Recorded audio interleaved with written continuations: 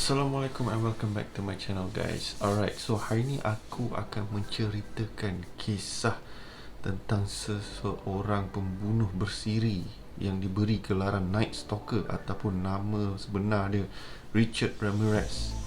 Okay, tapi sebelum kita masuk ke cerita hari ni, kepada korang yang masih belum subscribe ke channel aku, sila subscribe dan tekan butang bell notification untuk mana-mana video yang aku bakal post nanti. At least korang dapat notification yang menyatakan aku dah post lah video, so korang tak terlepas mana-mana video baru aku yang bakal keluar nanti. Kalau korang suka cerita pada hari ni, korang boleh tekan butang like dekat bawah dan also komen lah pendapat korang, ataupun korang ada pendapat korang masing-masing, ataupun korang ada suggestion untuk video apa yang aku boleh buat, sila drop dekat komen kat bawah. So tanpa membuang masa, jom kita layan episod hari ni.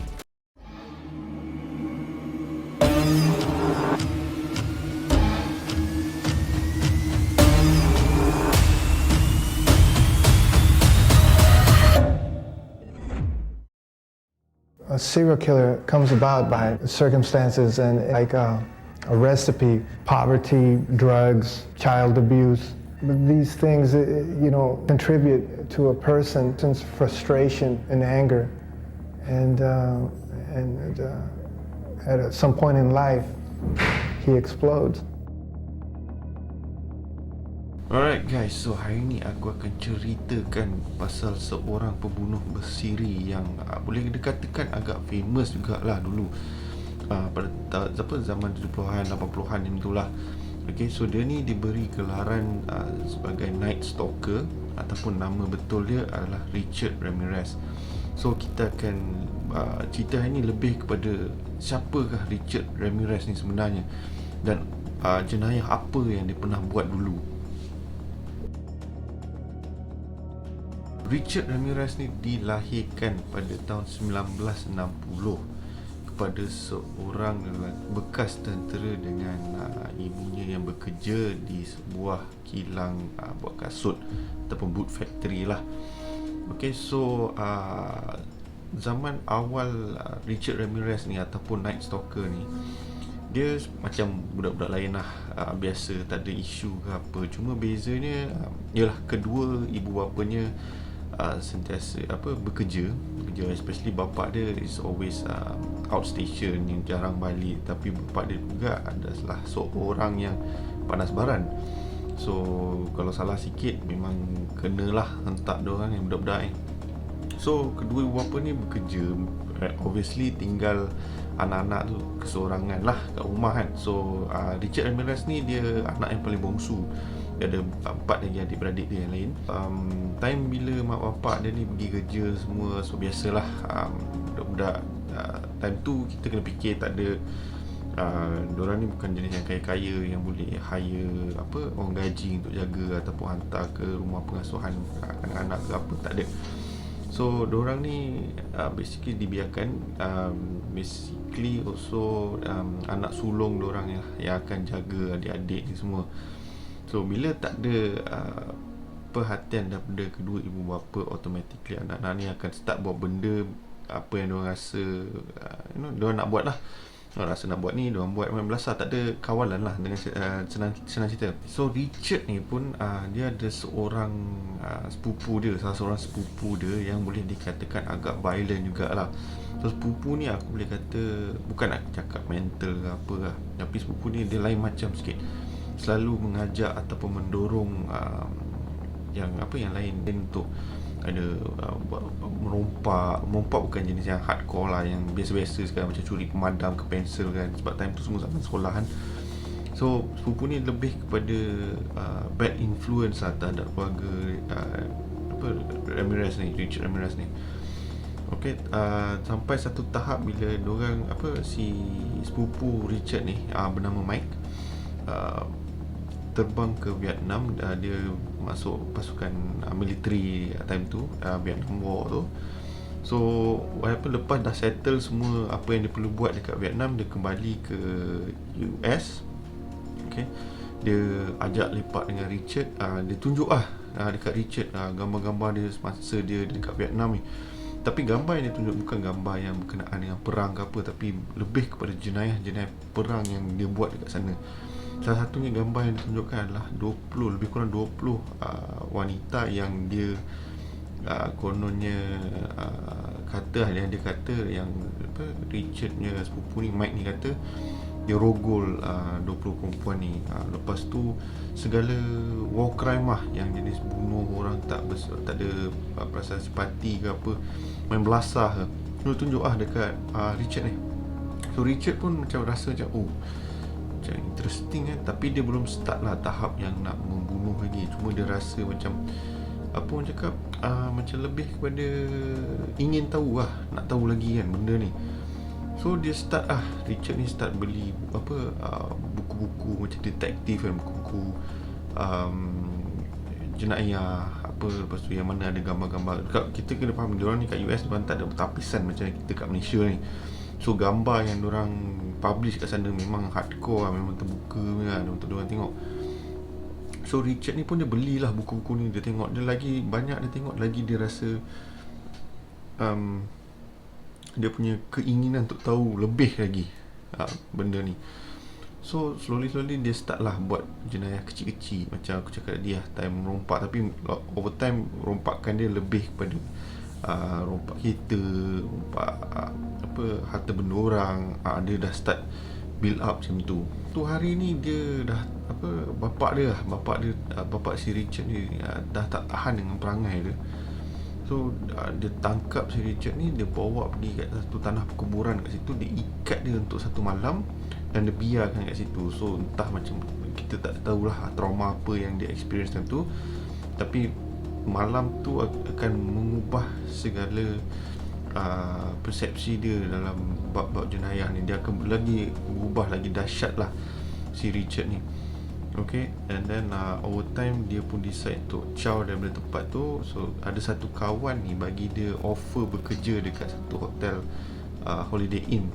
Okay, so dia pun okay lah, dia dapat lah. Tapi member si Richard ni, dia bagi Richard master key tau kepada hotel tu. So apa lagi member dah dapat master key, dia buat perangai dia tak seronok.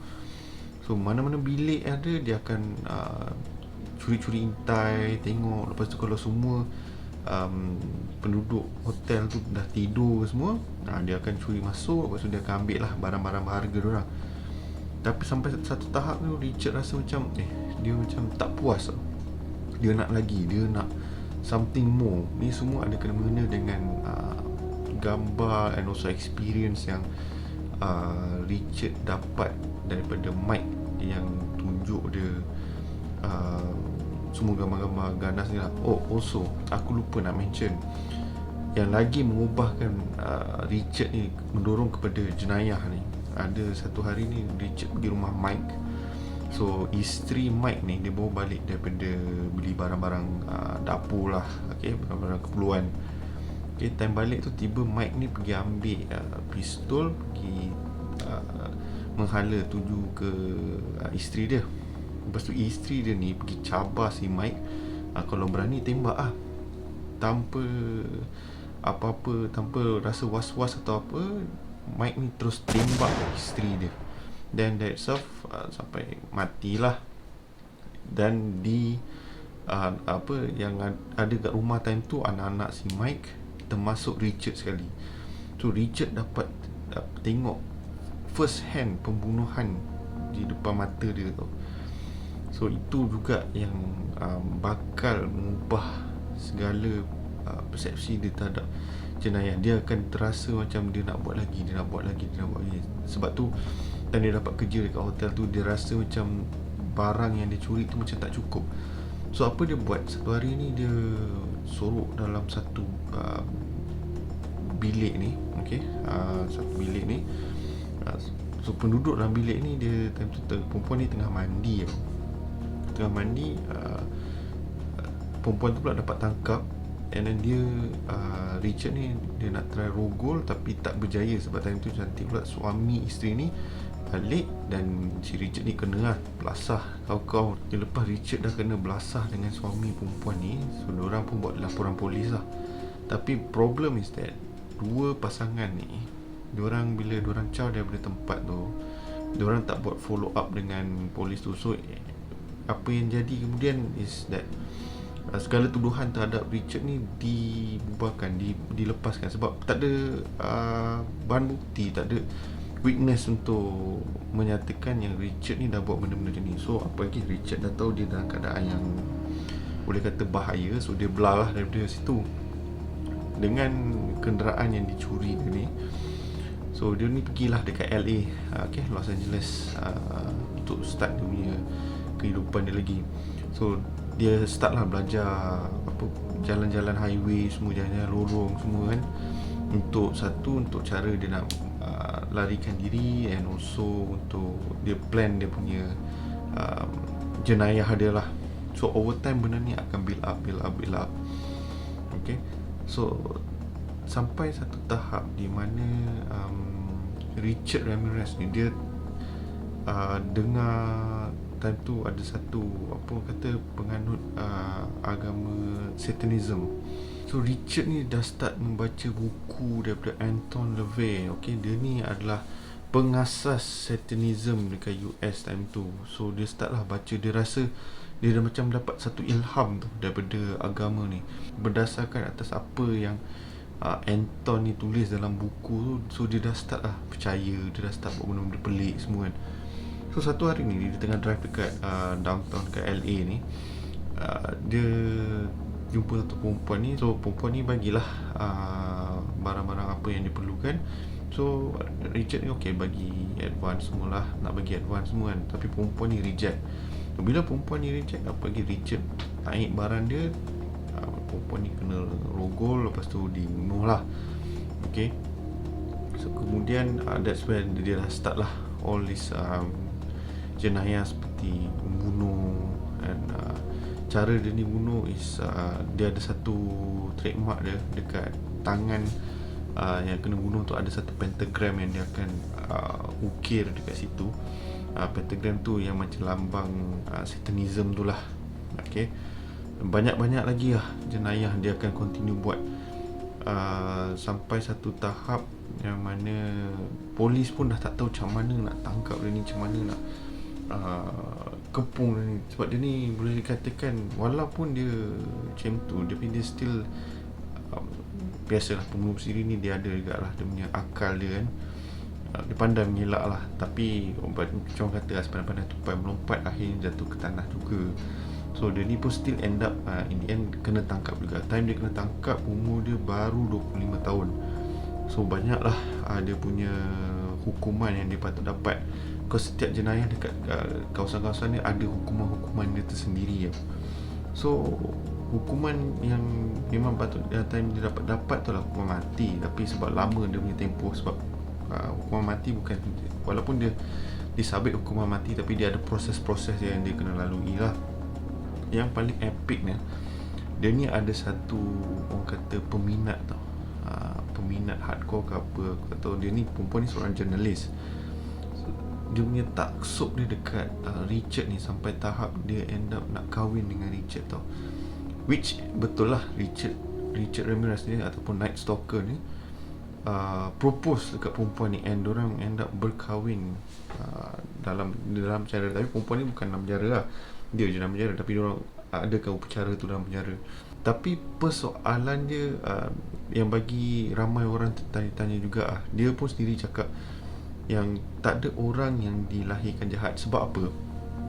Reason aku bagi statement ni is that banyak orang yang saintis ataupun orang yang buat psikologis punya research mengatakan yang orang-orang yang pembunuh bersiri ni, dia start dari zaman kanak-kanak. Dia something to do dengan otak lah yang ada impact dia. Tapi based on apa Richard Ramirez cakap, seorang bayi tidak dilahirkan jahat tau, tapi situasi ataupun keadaan yang dia dibesarkan yang membuat dia jadi macam tu. So macam cakap, Richard Ramirez ni time zaman kanak-kanak dia tidak dibesarkan dengan, bukan tak dibesarkan dengan kedua ibu bapa dia, ada, tapi kedua ibu bapa dia busy lah, kerja semua. So dia ni basically dibiarkan, tak diabaikan lah. Okay, So and then dengan sepupu dia yang gila tu, si Mike tu, mendorong dia lebih kepada semua jenayah ni. And then dia ada few incident di mana salah satunya ada benda yang jatuh atas kepala dia sampai injured teruk 2 kali. Okay, sampai ada satu kali tu dia terkena sawan. So ramai yang suspek kemungkinan yang benda yang jatuh atas kepala dia ada kena mengena dengan perangai dia untuk mendorong dia membuat jenayah, dari merompak, ambil dadah, and then rogol, bunuh, dan sampai tahap yang hardcore lah. Semua mungkin berpunca daripada benda tu. So Richard Ramirez ni ataupun Night Stalker ni akhirnya dia pun meninggal lah pada tahun 2013. Okay, tapi punca kematian dia bukan sebab hukuman bunuh dia, tapi sebab dia ni kena chronic case of hepatitis C. Okay, dia ni sakit lah basically. Okay, so in the end ada report yang menyatakan banyaklah mungkin punca dia jadi macam ni adalah sebab environmental dia. Okay, kawasan dia, cara dia dibesarkan, pergaulan dia semua. So tu mungkin adalah salah satu faktor yang buat dia jadi macam tu. Because in the end Richard pun kata dia percayalah, Richard percaya yang orang tak dilahirkan jahat, tapi situasi, keadaan yang mendorong seseorang tu untuk berubah ke tahap Ramirez, Richard Ramirez ni lah. Alright, so itulah episod pada hari ini, episod pasal Richard Ramirez ataupun lebih dikenali sebagai Night Stalker. Okay, sedikit sebanyak tentang dia ni. Tapi kalau korang nak tahu lebih mendalam lagi pasal Richard Ramirez ni, ada satu short documentary series dia dekat Netflix, and also banyak lagi info-info dia dekat YouTube, Google, semua memang ada lah. Sebab dia ni bukan orang biasa-biasa, dia ni memang terkenal juga sebagai pembunuh bersiri famous time tu. Right? So kalau korang suka konten pada hari ni, jangan lupa tekan butang like dekat bawah. And pada korang yang belum subscribe ke channel aku, korang boleh tekan butang subscribe dan juga bell notification untuk video-video baru aku yang aku bakal post. Okay, so sehingga kita bertemu lagi pada episod yang akan datang. Ciao.